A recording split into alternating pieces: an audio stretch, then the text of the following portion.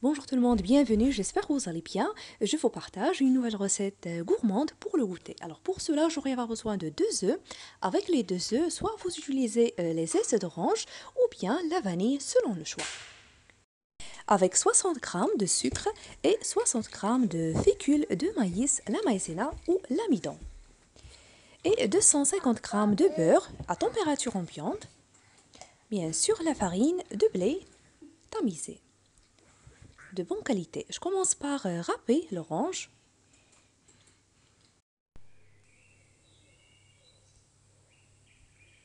Et comme je l'avais dit, vous pouvez utiliser à la place la vanille ou les zestes de citron. J'ajoute une pincée de sel. Je commence par travailler le beurre et le sucre jusqu'à l'obtention d'un mélange pommade.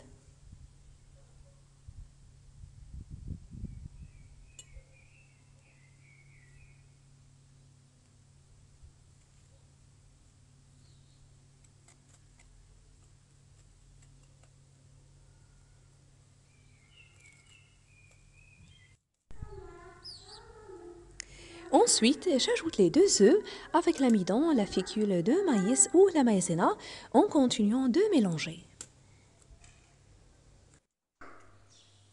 Ce gâteau est vraiment un vrai délice, très facile à réaliser comme vous allez voir.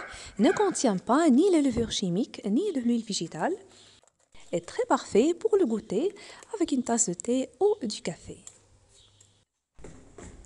Maintenant, je rajoute la farine petit à petit jusqu'à ce que je ramasse la pâte. Donc, je ne vais pas la pétrir, je vais seulement la ramasser. Comme vous allez voir.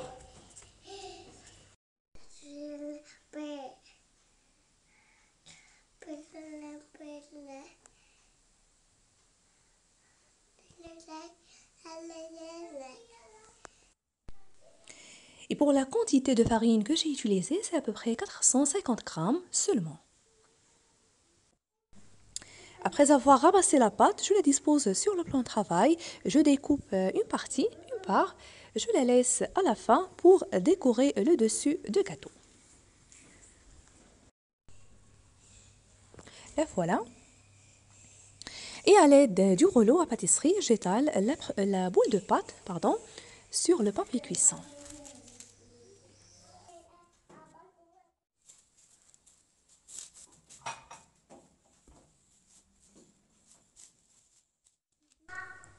Et pour l'épaisseur de pâte, pas trop fin et en même temps pas trop épais, à peu près 3 à 4 mm. Alors pour la cuisson, soit vous utilisez la plaque qui va au four ou bien des moules à tarte ou de tartelettes, selon le choix.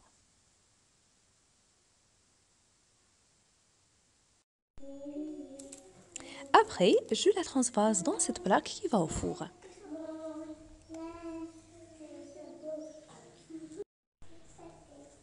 Avec le couteau, je découpe les extrémités puis je les ramasse avec la boule de pâte que j'ai gardée à l'avance.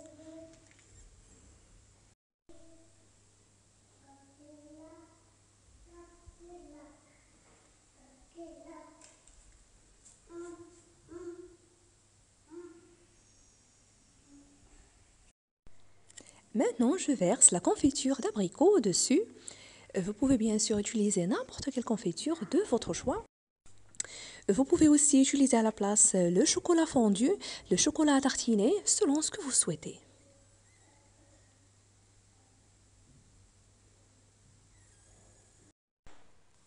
Puis, je prends la pâte restante et j'y ajoute à peu près 50 g de farine pour que je puisse la râper facilement.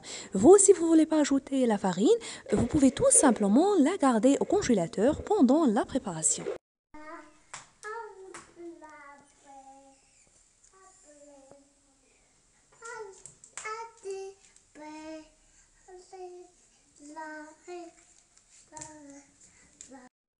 Et pour ne pas oublier, je vous invite également à découvrir une variété de recettes de gâteaux et cakes sur ma chaîne. Des recettes idéales pour le goûter, pour les fêtes ou si vous recevez vos invités, toujours facile à réaliser. À cet instant, j'ai préchauffé le four à 180 degrés. Je vais l'enfourner pendant environ 30 minutes jusqu'à l'obtention de la belle couleur dorée. Le voilà après la cuisson. Et pour ne pas oublier, n'oubliez pas de soulever le papier cuisson pour voir s'il est bien cuit.